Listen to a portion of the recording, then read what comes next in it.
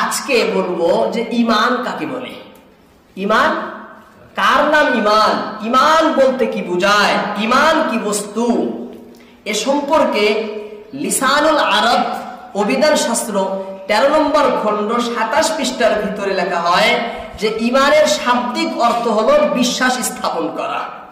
শাব্দিক অর্থ বিশ্বাস করা, কাউকে সত্য মনে করে তার কথাকে বিশ্বাস করে নেওয়া।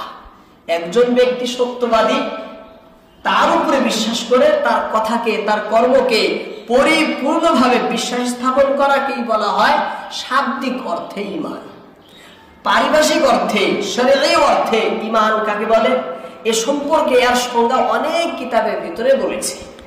আর তারিফাত 160 নম্বর প্রথম খণ্ড 60 নম্বর পৃষ্ঠার ভিতরে লেখা হয় যে আল ঈমানু ফিল লুগাতি আত-তাসদীকু বিল কলবি ওয়া ফিল ইতিকাদি বিল কলবি ওয়াল ইকরারি বিল লিসান।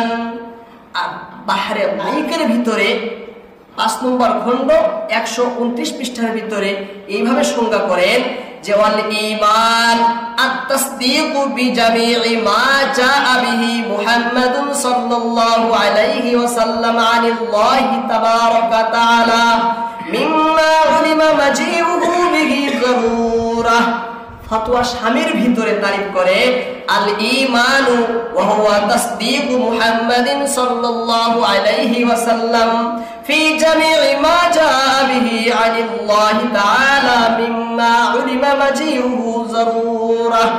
এভাবে অনেক কিতাবের ভিতরে ঈমানের পারিভাষিক অর্থ, শরীয়ী অর্থ ঈমান কাকে বলে অনেক কিতাবের ভিতরে বলা হয় যে ঈমান বলা হয় আল্লাহর নবীর কাছে আল্লাহর পক্ষ থেকে যেই সমস্ত বিধিবিধান, যেই সমস্ত হুকুম আহকাম এসেছে, যার প্রমাণ হয়েছে অকাট্য প্রমাণ দ্বারা, যেই সমস্ত বস্তু আল্লাহর নবীর কাছে এসেছে আল্লাহর পক্ষ থেকে, আমাদের কাছে আমরা জানি ইসলামের বিধিবিধান হিসাবে, কিন্তু সেই সমস্ত বস্তু অকাট্য প্রমাণ দ্বারা প্রমাণিত, সেই সমস্ত বস্তুকে পরিপূর্ণভাবে বিশ্বাস করাকে, অন্তরের অন্তরস্থল থেকে গ্রহণ করাকে শরীয়তের ভাষায় বলে ঈমান।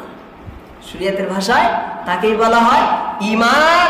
আমরা দাওয়াত ও তাবলীগের ভিতরে প্রথম সিফত কালিমা বা ঈমানের ভিতরে আমরা এই তারিফটা করি সেখানে। হ্যাঁ, ঈমান বলা হয় আল্লাহর নবীর কাছে আল্লাহর পক্ষ থেকে যেই সমস্ত বিধিবিধান এসেছে সম্পূর্ণ প্রতি পরিপূর্ণভাবে বিনা সন্দেহে, নিঃসন্দেহে, একনিষ্ঠভাবে বিশ্বাস স্থাপন করার নামই হলো ঈমান।